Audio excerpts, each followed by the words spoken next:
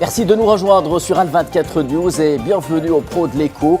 Ce soir, nous allons parler des salmons d'eau de mer alors que plusieurs pays souffrent de l'impact de la diminution drastique de la pluviométrie. L'Algérie a choisi de prendre le taureau par les cornes. Solution retenue, le dessalement d'eau de mer à travers la réalisation d'un certain nombre de stations de dessalement d'eau de mer, un programme ambitieux, retenu, choisi par les autorités publiques et à leur tête le président Abdelmajid Tebboune pour en finir avec le problème endémique du stress hydrique qui frappe une bonne partie de la Méditerranée. Nous allons voir ce soir justement comment cette stratégie de dessalement d'eau de mer est réalisée sur le terrain. Comme chaque semaine, les pros de l'écho s'emparent du dossier.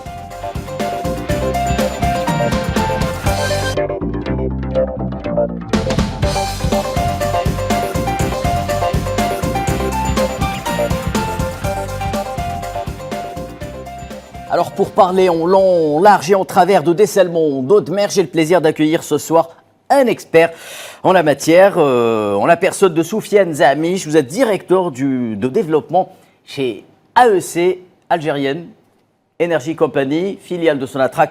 Bonsoir Soufiane Zahamiche, merci de nous avoir honoré de votre présence. Merci pour l'invitation. Bonsoir à tout le monde et merci pour l'invitation. Soufiane Zahamiche, avant d'aller plus loin dans ce débat, expliquez-nous, si possible, pourquoi, tout simplement, quelles sont les raisons qui ont convaincu l'Algérie de choisir le dessalement d'eau de mer comme solution pour faire face au stress hydrique qui frappe, comme je le disais, une bonne partie de la Méditerranée. Donc, face au stress hydrique qui a frappé le pays depuis plusieurs années, l'État a pris l'initiative de lancer plusieurs programmes de dessalement d'eau de mer. Le premier programme a été lancé aux années 2005-2006, commençant par les stations de Kahrama, d'El Hamma. Il y a 11 stations qui ont été lancées dans ce premier programme de dessalement. La particularité de ce programme, c'est que nous avons lancé ce programme en partenariat avec des sociétés étrangères, étant donné que dans cette époque-là, on ne disposait pas du savoir-faire, on ne contrôlait pas cette industrie de dessalement d'eau de mer, la raison pour laquelle on a fait appel à des industriels, à des technologues, à des détenteurs de cette technologie de dessalement d'eau de mer, en créant des sociétés de projet en partenariat avec ces sociétés pour la réalisation des 11 stations de dessalement d'eau de mer qui totalisent 2,1 millions de mètres cubes jour et qui contribuaient à hauteur de 17% de l'alimentation en eau potable de notre population. Par la suite, on a lancé un autre programme, c'est le programme O 2021, qui s'est caractérisé par la réalisation de 3 stations de dessalement au niveau de bateaux cassés, El Marsa et Korso, avec des capacités 10 000 mètres cubes jour pour bateaux cassés, 60 000 mètres cubes jour pour El Marsa et 80 000 mètres cubes jour pour Korso, totalisant une capacité de 150 000 mètres cubes jour. La particularité de ce programme, c'est qu'il a été lancé par des sociétés algériennes, filiales du groupe Sonatrach. On parle de GCB et on parle aussi de Consider Canalisation. Donc pour Consider Canalisation, société nationale, filiale du groupe, filiale de Consider Group, a réalisé le projet de bateau cassé et le projet d'El Marsa. Et GCB, donc, elle a réalisé le projet de Corso à 80 000 mètres cubes jour. Cette mutation entre le premier schéma donc, de réalisation de programme vers le nouveau schéma, c'était un défi qui a été relevé par les pouvoirs publics, par Sonatrach, par le groupe Sonatrach, via ses filiales qui maîtrisent les grands projets industriels. Et par la suite, on a relevé ce défi. Pourquoi ne pas réaliser des stations de dessalement par des sociétés algériennes? Et le résultat était plus qu'honorable. Donc, nous avons réceptionné nos stations dans des délais records. On part de 6 mois au niveau de bateau cassé et 11 mois pour le projet d'El Marsa et 18 mois pour le projet de Corso. Ces délais qui sont considérés comme délais records ont été réalisés même dans un contexte qui était un petit peu spécifique. C'était la période en post-Covid, là où il y a eu un impact direct sur l'approvisionnement, sur le transport maritime de manière générale et aussi sur l'industrie des équipements dans le monde entier. Donc, on a été un petit peu perturbé par rapport à ce phénomène, par rapport à cette période de post-Covid. Et malgré ça, les sociétés algériennes ont relevé le défi et ils ont réalisé les programmes dans des délais records. Et c'était une mutation par rapport à la société algérienne et par rapport à son attraque, par rapport à AEC, Algerian Energy Company, en tant que maître d'ouvrage dans ces projets de dessalement. Une mutation entre deux montages de projets. Donc, on est passé d'un montage qui s'appelle le DBOO, donc c'est Design, Build, Own and Operate, vers un autre montage qui s'appelle le montage EPC, donc Engineering, Procurement and Construction. Donc, c'est un niveau de mutation qui est très honorable. Donc, on est passé d'un contrôle intégral, c'est-à-dire de la société internationale et de la société étrangère dans les stations de dessalement, vers un contrôle total de la société algérienne sur ces stations. Donc cette mutation nous a permis aussi de lancer le troisième programme, qui est le programme complémentaire, qui consiste... Soufiane Zamiche, permettez-moi de vous arrêter avant de détailler le troisième programme complémentaire. J'aimerais... Avant cela, savoir, je le disais en introduction, beaucoup de pays, notamment africains, souffrent du stress hydrique. L'Algérie, déjà leader africain en matière de dessalement. Pourquoi cette solution est la solution qui sied le plus, qui est adaptée le plus à l'Algérie? Bon, quand on parle de dessalement d'eau de mer, via la technologie membranaire, via l'osmose inverse, c'est la technologie la plus adoptée par tout le monde, par tous les pays du monde. On parle que ce soit les pays du Moyen-Orient, les pays asiatiques, les pays européens, même les pays américains. Quand on adopte une technologie de dessalement d'eau de mer, c'est par rapport à ces critères, par rapport à un certain nombre de paramètres.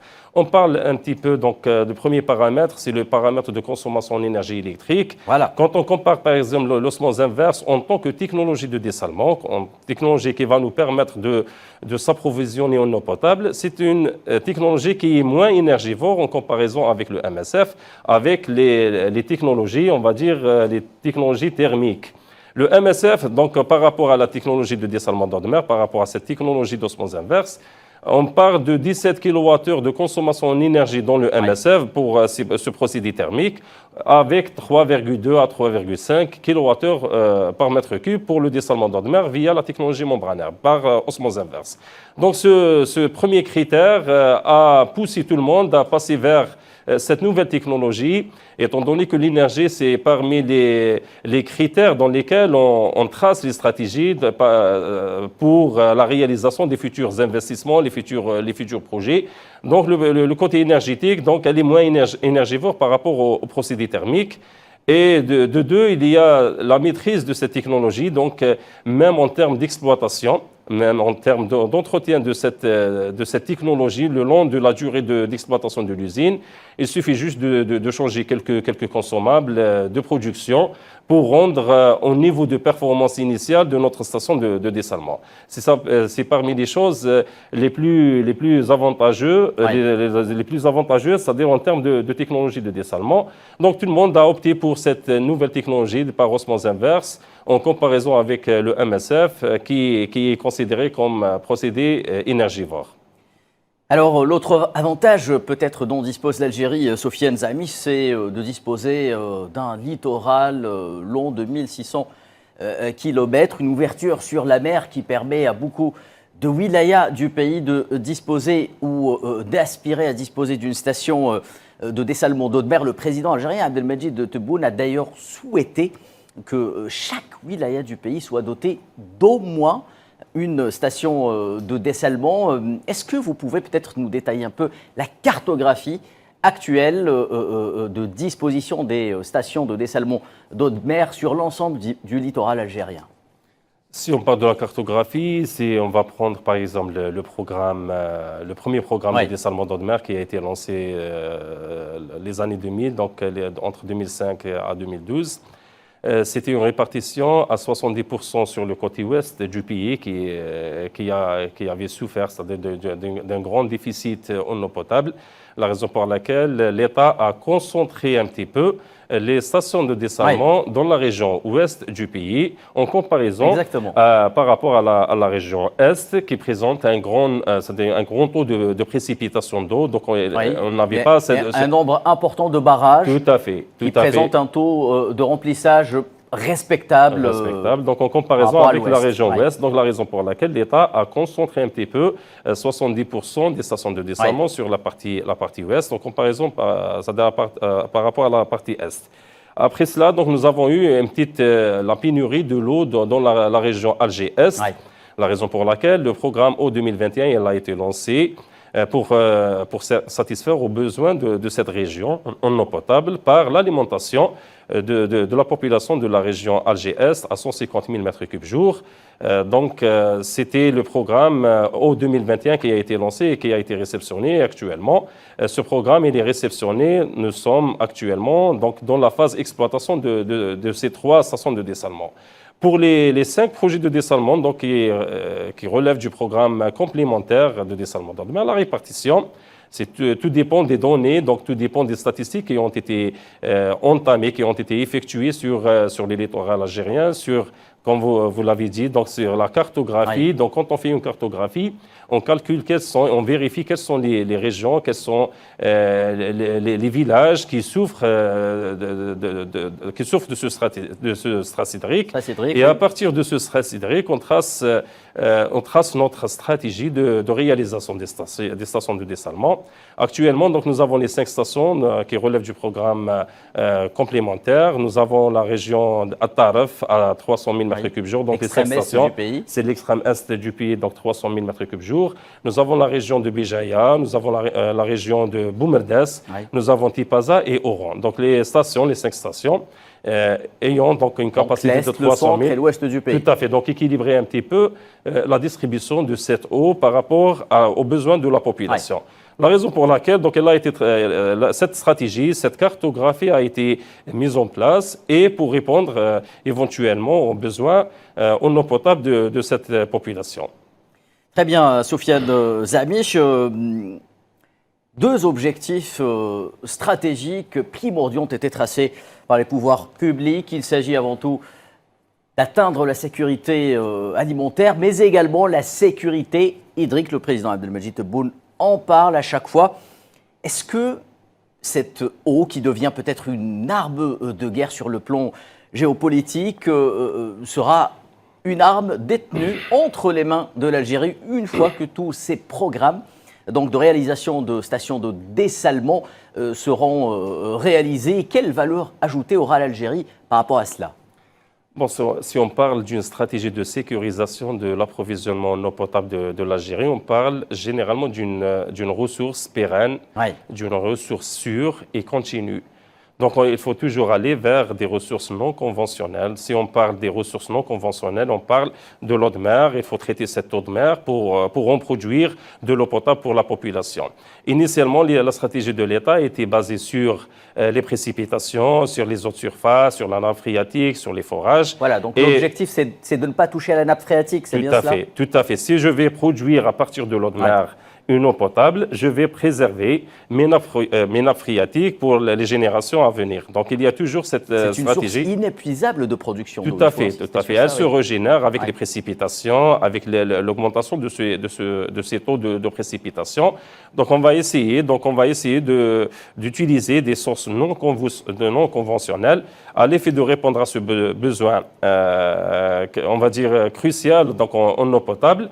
Via cette solution. Donc l'État a pensé à assurer donc, cet approvisionnement en eau potable via des sources de dessalement d'eau de mer, donc via les différentes stations de dessalement d'eau de mer qui vont atteindre le nombre de 19 stations, avec la réception des 5 stations qui sont dans la phase finale des travaux. Avec la réception, donc on va atteindre, Inch'Allah, les 42% de l'alimentation de la population en eau potable. Ce qui va sécuriser un petit peu, ce qui va rassurer la population par rapport à cette source vitale, ce qui est l'eau potable. Très bien, parlons un peu chiffres avant d'évoquer le 3e programme d'urgence demandé par les autorités publiques et qui consiste en la réalisation de 5 stations à réceptionner de préférence avant le début du mois du Ramadan. Alors, premier chiffre qui va s'afficher à l'écran, c'est celui qui concerne la capacité atteinte en 2025, 3,7 millions de mètres cubes jour. Est-ce que vous pouvez commenter ce chiffre, Sofiane Zami? Oui, si je vais passer à partir du premier programme de dessalement d'eau de mer à 2,1 millions de mètres cubes jour, passant vers le deuxième programme on va dire 150 000 mètres cubes jour, c'est 0,15 millions de mètres cubes jour. En additionnant les deux chiffres, on va trouver les 2,25 millions de mètres cubes jour avec les deux programmes. Avec les 1,5 million de mètres cubes jour après la réception des 5 stations qui sont en phase finale des travaux. Donc on va atteindre les 3,75 millions de mètres cubes jour et qui représente ainsi donc 42% de l'alimentation de la population en eau potable. C'est un chiffre très honorable et le plus important dans cette stratégie, dans ce programme, c'est que les sociétés algériennes qui ont réalisé ce programme de dessalement d'eau de mer, c'est une fierté pour les sociétés algériennes, c'est une fierté pour Sonatrach et pour les filiales de Sonatrach. Alhamdoulilah, on va atteindre les 3,7 millions et qui va classer l'Algérie donc depuis le temps. Donc elle est toujours classée la première en Afrique et elle est classée aussi la deuxième dans le monde arabe.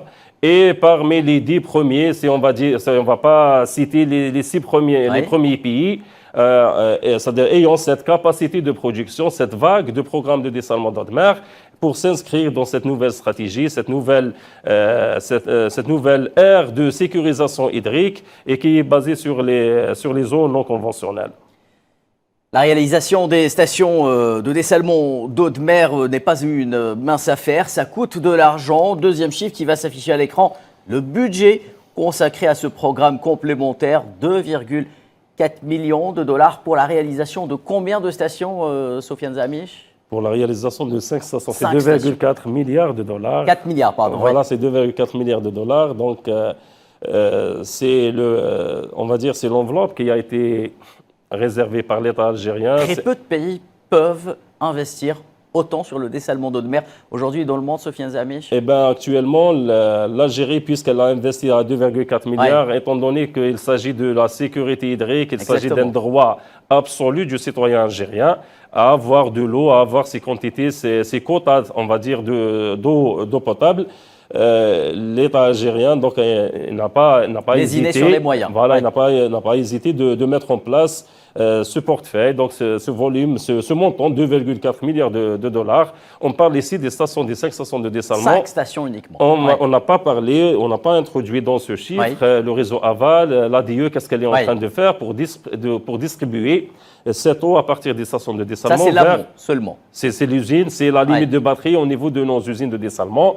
Mais cette usine, elle va produire de l'eau pour que cette eau soit distribuée par l'ADE via son réseau. Et le réseau n'est pas inclus dans ce chiffre. Donc, ça sera un autre chiffre, un autre montant. Et l'État n'a pas c'est-à-dire réservé d'efforts, il n'a pas réservé de portefeuille, des montants colossaux à investir à l'effet de satisfaire des besoins en eau potable et sécuriser l'approvisionnement en eau potable de la population. Est-ce qu'on peut avoir une estimation du montant investi sur l'ensemble des 19 stations dont disposera l'Algérie à la fin de cette année? Si on parle des montants investis, on va parler de 5 à 6 milliards de dollars. 5 à 6 milliards de dollars. 5 à 6 milliards de dollars, des montants investis pour la réalisation des stations de dessalement, dans l'attente de la réalisation ou bien de la concrétisation du nouveau programme de dessalement qui va contenir 6 stations de dessalement de la même capacité, de la même envergure. Et à l'horizon 2030. À l'horizon 2030 et qui vont pratiquement consommer le même montant. Donc il faut un petit peu revenir en arrière et voir quels sont les investissements qui ont été mis en place par l'État algérien à l'effet de sécuriser l'alimentation en eau potable. Il y a aussi le côté indirect de la chose, c'est-à-dire quand on fait un investissement pour la sécurisation via des sources non conventionnelles, on va réserver et on va préserver aussi les sources conventionnelles pour les autres secteurs, pour l'agriculture et pour aussi l'industrie. Donc c'est un outil, c'est un mécanisme qui va nous permettre d'assurer, on va dire, la sécurité hydrique de manière directe et la sécurité alimentaire et industrielle, on va dire, en termes, c'est-à-dire d'alimentation de cette industrie, parce que même le développement industriel, il nécessite de l'eau. Il y a plusieurs industries qui nécessitent de l'eau. Et cette eau, quand elle provient d'une source c'est-à-dire d'une source non conventionnelle, donc on doit faire cet équilibre entre ce que nous disposons actuellement comme source conventionnelle et non conventionnelle pour équilibrer un petit peu cette autosuffisance, cette sécurité dans les différents secteurs. Sofiane Zahamiche, le dernier né justement de ce programme de 5 stations devant être réceptionnées avant le mois de Ramadan 2025 donc. Et la station de Fouka 2 qui est entrée cette semaine même en phase de test, en phase d'essai. Qu'est-ce que vous pouvez nous dire par rapport à cette station? La wilaya de Tipaza, située au centre du pays, qui dispose désormais de 2 stations de dessalement d'eau de mer. C'est bien cela? Exactement. Nous avons Fouka 1 qui est juste qui est mitoyenne par rapport à Fouka 2. Et donc, Fouka 1, c'est 120 000 m3 jour. Donc, elle est faite pour desservir la région Alger-Ouest et la région de Tipaza. Et Fouka 2, c'est pour 200 000 sera dédié pour la partie Alger, on va dire Alger-Ouest et même le centre d'Alger. Et 100 000 m3 jour, elle sera dédiée aussi à la wilaya de Blida. Donc, cette nouvelle station Fouka 2, donc, ayant pour capacité 300 000 m3 jour, elle est réalisée par Considère Canalisation sur une superficie de 7,15 hectares. Donc, c'est une superficie très réduite par rapport à ce qui est adopté même en termes de superficie dans le monde entier. Considère Canalisation, elle a fait de son mieux pour réaliser cette nouvelle station de 300 000 m3 jour sur 7,15 hectares de superficie. Une prouesse technique. Avouons-le, une prouesse technique et technologique, cette station Fouka 2 réalisée en un temps record. Dans un temps record, exactement. Quand on parle de la première réception, on parle aussi du débit expérimental. Donc, c'est un débit expérimental qui a été injecté à l'effet de voir l'écoulement d'eau. De combien? Donc, le débit expérimental, donc, il suffit juste de faire rentrer de l'eau dans le bassin de captage et par la suite continuer le processus. Donc, quand on parle du processus de dessalement d'eau de mer, donc nous avons 5 étapes de processus de dessalement d'eau de mer. Alors, on va voir ça justement dans un reportage qui a été réalisé par la rédaction des Pros de l'Écho en deuxième partie d'émission sur justement ces fameuses 5 étapes, ce processus, ce cycle de l'eau dessalée d'eau de mer avant qu'il arrive justement dans les robinets de la population. Avant de regarder ce reportage, Sofiane Zahamiche, une dernière question. J'aimerais savoir justement, vous avez évoqué ce chiffre qui va s'afficher à l'écran, 42% des besoins de la population algérienne couverts actuellement par le dessalement d'eau de mer. Qu'est-ce que cela représente en 2025 au niveau international? Ça va représenter le classement de l'Algérie en deuxième classe. Pratiquement la moitié de la population de l'Algérie est desservie aujourd'hui par de l'eau non conventionnelle via dessalement d'eau de mer. C'est bien cela? Tout à fait. Si je vais prendre 42%, c'est 50% de l'approvisionnement en provenance du dessalement d'eau de mer. Même s'il y aura des difficultés dans les précipitations, des manques de précipitations, un autre changement climatique, donc même s'il y a cet impact du changement climatique, on ne va pas impacter l'alimentation de la population avec 42% de taux de contribution du dessalement d'eau de mer dans la sécurisation hydrique. C'est un taux très important et qui va rassurer un petit peu la population en termes de solutions, bien sûr. La population. Tout à fait. Donc, c'est 42, c'est 1 jour sur 2. Même s'il n'y aura pas de précipitation, on peut assurer 1 jour sur 2 pour la population. Donc, il suffit juste de préparer un petit système de stockage d'eau pour juste supporter le 1 jour sur 2, de ne pas avoir de l'eau dans les robinets. Et comme ça, donc, alhamdoulilah, on va atteindre une sécurité hydrique qui est basée sur le dessalement d'eau de mer comme technologie de production de l'eau potable. Voilà. Merci Sofiane Zahamiche pour tous ces détails. Restez avec nous, madame, monsieur. Les Pros de l'Écho reviennent après une courte pause.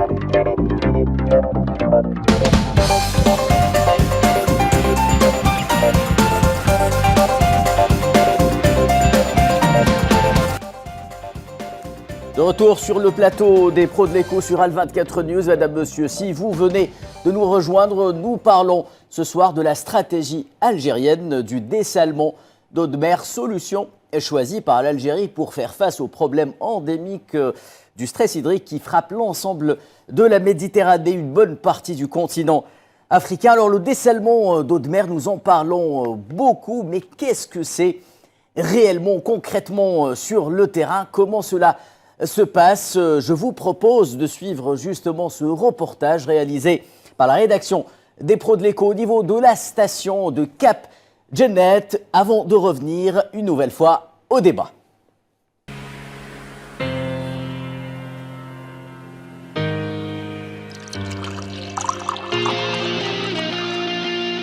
Vous êtes-vous déjà posé la question suivante? Comment une eau très salée provenant de la mer peut-elle se retrouver comme par magie dans vos robinets complètement dessalés et propres à la consommation? L'opération peut sembler quelque peu anodine, mais il s'agit en réalité d'un procédé très complexe et exigeant et qu'il faut maîtriser pour en faire un vrai savoir-faire. Alors pour connaître tout du processus de dessalination d'eau de mer, depuis la phase initiale jusqu'au moment où vous passez un verre sous le robinet, direction la station de dessalement de Cap Djennet, située dans la wilaya de Boumerdes, à quelques 70 km d'Alger.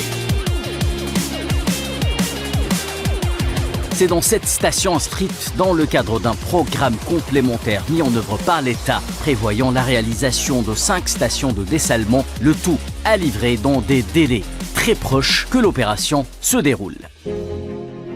Le projet de Cap Djennet s'inscrit dans le programme complémentaire de la réalisation des méga-projets de capacité chacune de 300 000 m3 jour.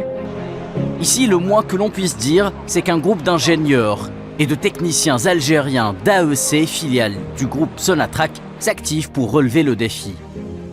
La motivation est au rendez-vous, même si la tâche semble rude. En effet, ce sont pas moins de 300 000 m3 d'eau potable par jour qui seront produits dans cet espace qui s'étend sur une superficie de 15 hectares. Cette capacité de 60 000 à 120 000 m3, on va commencer par la mise en service partielle. Et après, on va travailler pour arriver à expédier la capacité garantie de 300 000 m3 jour, permettra une dotation de 3 millions d'habitants, une moyenne de 100 litres par jour. Tout commence ici, près du rivage.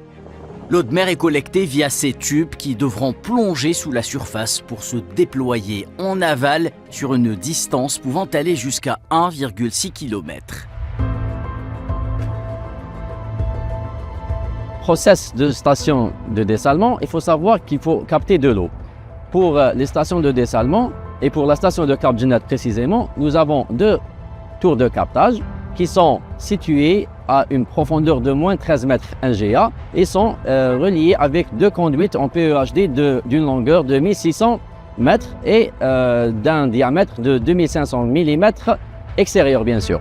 Pour l'emplacement des tours de captage et les conduites, nous sommes basés sur une étude offshore ou bien une étude maritime qui contient plusieurs volets comme l'étude de panache, l'étude de transit sédimentaire et la bathymétrie bien sûr. Donc toutes ces études nous ont aidés pour faire notre étude maritime. Cette étape est vraiment indispensable pour faire une station de dessalement car quand on a cette eau qui provient de la mer, on va être là où on va commencer le procédé de pré-traitement qui commence dans le bassin de captage.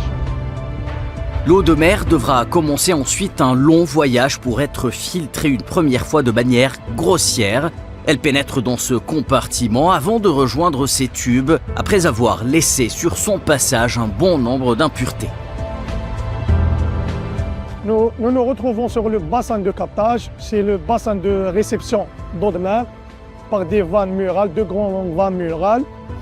Là où ça passe la première phase du pré-traitement, c'est la phase où on élimine les grands déchets d'eau de mer par deux équipements mécaniques c'est le dégrayeur et le panier rotatif. On passe vers les pompes pour l'aspiration d'eau de mer vers le décompteur lamellaire.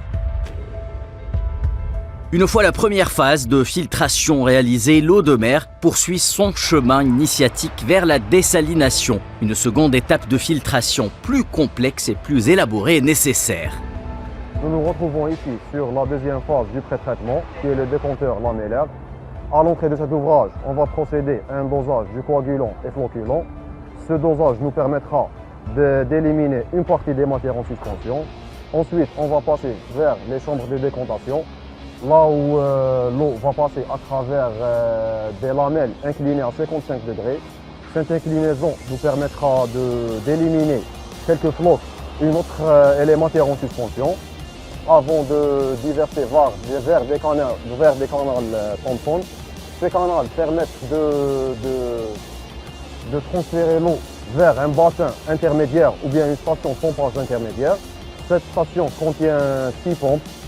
Ces pompes ont un rôle de transférer l'eau vers une troisième étape du pré-traitement qui est les filtres à sable.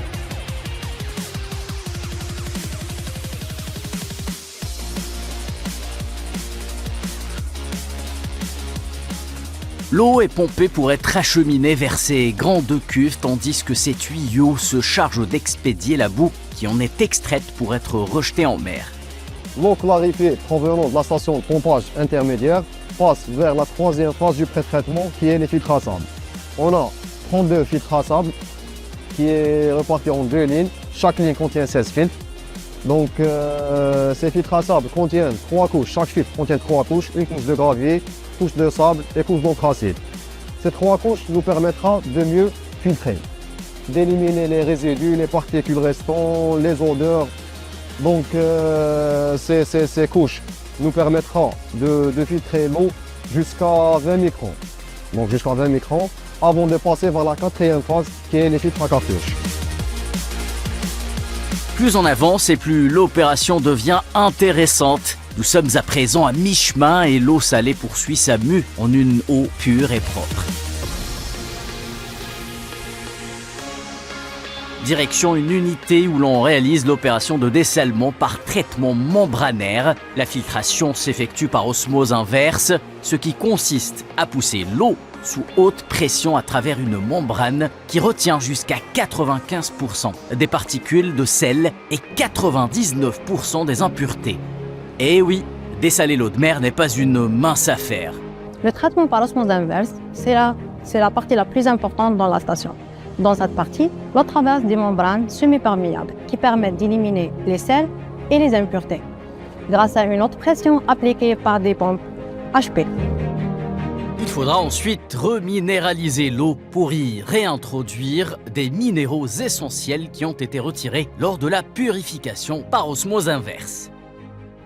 On passe au post-traitement. Dans cette partie, on doit ajouter les minéraux. Comme l'osmose inverse élimine une grande partie de minéraux, on doit appliquer la reminéralisation, le processus de reminéralisation, pour ajouter les minéraux essentiels comme le calcium et le magnésium. Par la suite, aussi, on ajoute des produits chimiques pour ajuster le pH et désinfecter l'eau. Bien sûr, avant de distribuer l'eau aux consommateurs, on doit faire des analyses au niveau de laboratoire de la station pour assurer la qualité de l'eau selon les normes algériennes. Une fois l'eau nettoyée, traitée, reminéralisée, elle poursuit son chemin jusqu'à l'étape terminale. Mais un laboratoire intervient tout au long de ce cycle pour effectuer une batterie de tests et déterminer l'ensemble des paramètres et protocoles biologiques à respecter scrupuleusement pour que l'eau dessalée soit aux normes.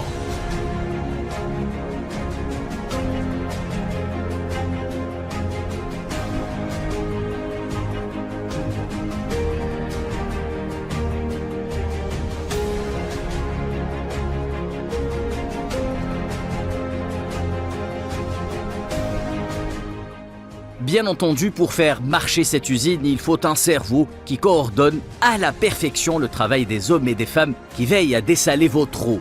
Et ce cerveau, le voici en action. Tout le fonctionnement. On a des ingénieurs qui vont être sur site. En cas d'anomalie, elle va être signalée au niveau du SCADA. Là, l'ingénieur est sur place pour intervenir avec le technicien. Là, il peut avoir connaître, c'est-à-dire tous les paramètres, pression, débit, sera ici affiché. En cas d'anomalie, ils peuvent intervenir. C'est-à-dire beaucoup plus. Ça, c'est le plus important. C'est un système, c'est un process automatisé. La salle de contrôle permet donc aux ingénieurs de suivre en temps réel, en simultané, l'ensemble des opérations de façon à pouvoir intervenir à tout moment en cas de besoin. La salle contrôle SCADA joue un rôle central pour le fonctionnement d'une station de dessalement de l'eau de mer. Elles permettent la supervision, l'ensemble du processus SCADA, l'ensemble du processus d'une station de dessalement, grâce à des instruments, des analyseurs d'eau et des automates connectés. Il assure également la coordination de la station, le processus de la station. Il garantit une production d'eau fiable et sécurisée. Voilà, vous en savez désormais davantage sur le cycle de l'eau dessalée dont l'Algérie a misé pour faire face au stress hydrique et aux sautes d'humeur de Dame Nature et permettre ainsi à la population algérienne d'être approvisionnée en eau potable de manière régulière. Actuellement, on est dans un taux d'avancement très considérable. Cet avancement va nous permettre d'entamer la mise en service partielle, c'est-à-dire d'expédier l'eau avant le mois de Ramadan, Inch'Allah, de 60 000 à 120 000 m3 jour. La station de Cap Djennet connaît un état des travaux très avancé, estimé à 90%, grâce au dévouement des hommes et des femmes de la société AEC, fierté algérienne du dessalement d'eau de mer.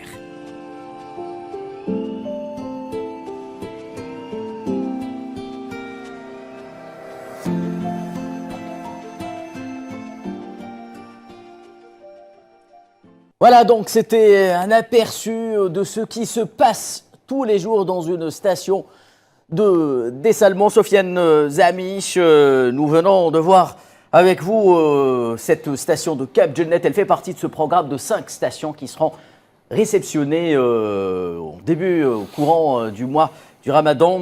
Quelles sont les particularités peut-être de cette station qui, rappelons-le, également est la deuxième de la région? Bon, la station de dessalement de Cap Djennet, donc c'est une station qui est installée sur une superficie de 15 hectares. Ouais. Elle est de 300 000 m3 jour de capacité. Ouais. Donc, le groupement Rudem Cap Djennet qui est en train de réaliser cette installation, cette station de dessalement. Le Rudem Cap Djennet, c'est un groupement entre GCB et GTP, là où nous avons, donc GTP est choisi comme chef de file dans ce groupement. Donc, la particularité donc, de cette station, donc, étant donné qu'elle relève aussi du programme complémentaire de dessalement d'eau de mer, elle va sécuriser un petit peu la région est du pays, bien sûr à l'instar du programme Eau 2021. Donc, elle va renforcer aussi les ressources hydriques de la partie est du pays à 300 000 m3 jour, donc c'est l'équivalent de 3 millions d'habitants qui vont bénéficier de cette eau. 3 millions d'habitants. 3 millions d'habitants qui vont bénéficier qui vont être desservis à partir de cette station avec une moyenne de 100 litres par habitant par jour. Donc ça, c'est la particularité de ces programmes de dessalement d'eau de mer.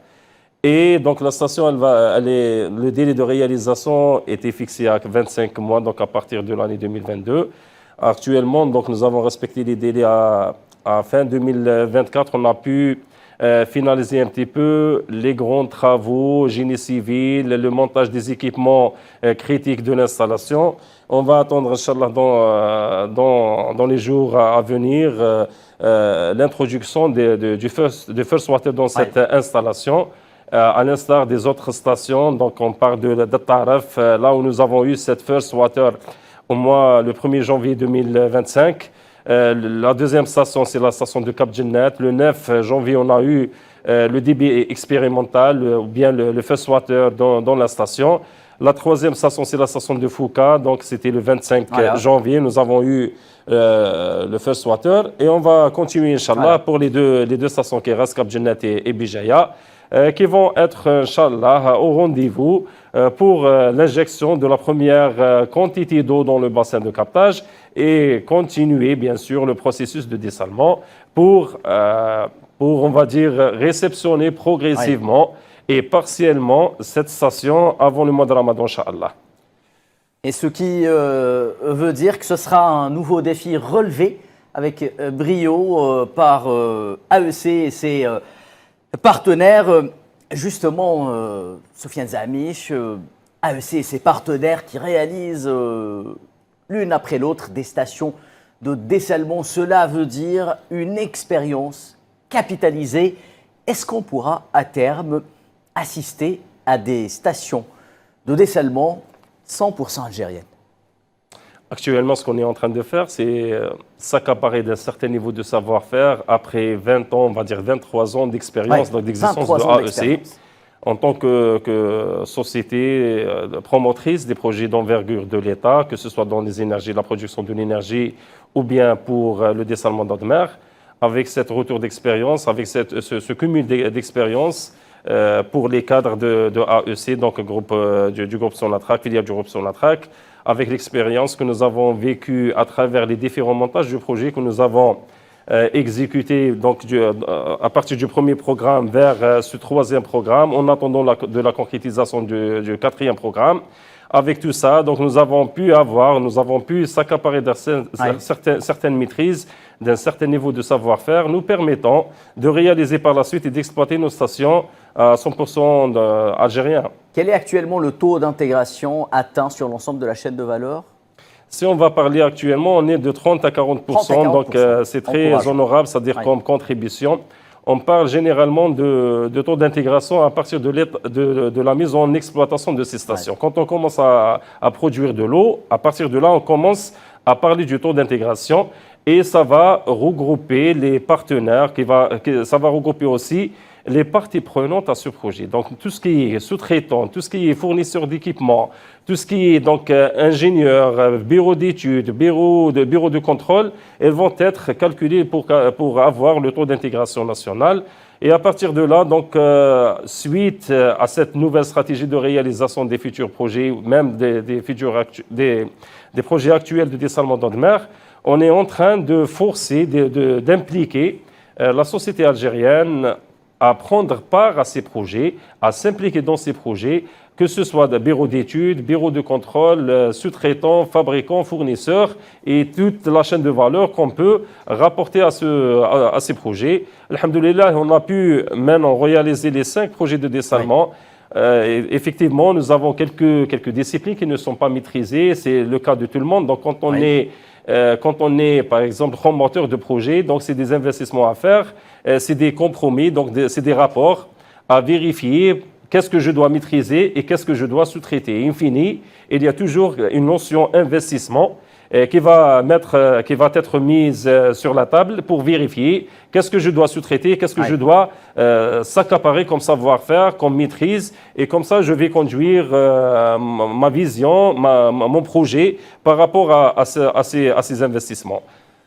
La stratégie algérienne de dessalement d'eau de mer s'étend sur le court, moyen, mais également long terme. Le moyen terme, le chiffre va s'afficher à l'écran. C'est une stratégie à horizon 2030 avec 6 nouvelles stations. Vous en avez parlé, Sofiane Zamiche. Tout à fait. Donc, on continue toujours dans la stratégie de renforcement de nos ressources hydriques qu'on a gérées, la sécurisation de ces ressources via des ressources non conventionnelles, qui est le dessalement d'eau de mer. Actuellement, on a reçu la décision, c'est-à-dire pour lancer les 6 nouveaux projets au niveau des wilayas Skikda, Djidjel, Tizi Ouzou, Mestghanem, Chlef et Tlemcen. Donc c'est des stations. 3 à l'est, 3 à l'ouest. 3 à l'est et 3 à l'ouest. C'est une stratégie qui vise principalement donc, à avoir une équité dans la distribution de l'eau potable. La particularité de ce nouveau programme, qui comporte 6 nouvelles stations de dessalement d'eau de mer, c'est qu'on va rentrer à 150 km à l'intérieur du pays. Ça, c'est le plus important. C'est très important. C'est la vision et c'est la décision. C'est la phase 2 de la stratégie du dessalement d'eau de mer voulue par le président Abdelmadjid Tebboune. Tout à fait. Ça, c'est l'objectif, c'est de rentrer à 150 km à l'intérieur du pays pour rassurer éventuellement Et certainement, on va dire, c'est pas éventuellement, pour rassurer même la population de l'intérieur, donc qui se trouve dans les hauts plateaux, même on va aller par la suite, Inch'Allah, vers le dessalement des eaux saumâtres et pour avoir, c'est-à-dire une équité dans la distribution de l'eau, que ce soit pour l'eau potable ou bien pour l'eau d'irrigation. Donc ça, c'est la stratégie. Donc 6 stations, 6 nouvelles stations, avec une capacité donc, de 300 000 m3 jour chacune. Ça va, on va dire, aussi ce taux de contribution des stations de dessalement d'eau de mer à 60%, au lieu de 42%. Oui. Donc on va dépasser le seuil de 50% de l'alimentation de la population en eau potable via des ressources non conventionnelles, qui est le dessalement d'eau de mer. Et on va rassurer la population à partir de là, par rapport au changement climatique, même par rapport au taux de précipitation, même s'il va diminuer, nous avons une source pérenne, une source continue, une source stable, qui est l'eau de mer pour l'alimentation de la population. Un dernier point à voir très rapidement, 30 secondes si vous le voulez bien, Sofiane Zamiche. L'étape suivante, ça sera également d'intégrer les énergies renouvelables dans la production d'eau dessalée. C'est bien cela? C'est notre vision, c'est notre réflexion. Pourquoi ne pas intégrer des énergies renouvelables à l'effet de réduire toujours le prix de cession qui est composé parmi la constitution des composantes, on va dire, du prix de cession. Nous avons la consommation en énergie électrique. Donc on a pensé à intégrer une partie de cette énergie électrique qui alimente la station de dessalement via des panneaux solaires. Et comme ça, on va essayer de réduire, d'optimiser dans le prix de cession, d'optimiser dans notre processus de dessalement d'eau de mer et avoir aussi une nouvelle source de développement durable de notre pays, c'est l'intégration et l'inscription dans la transition énergétique.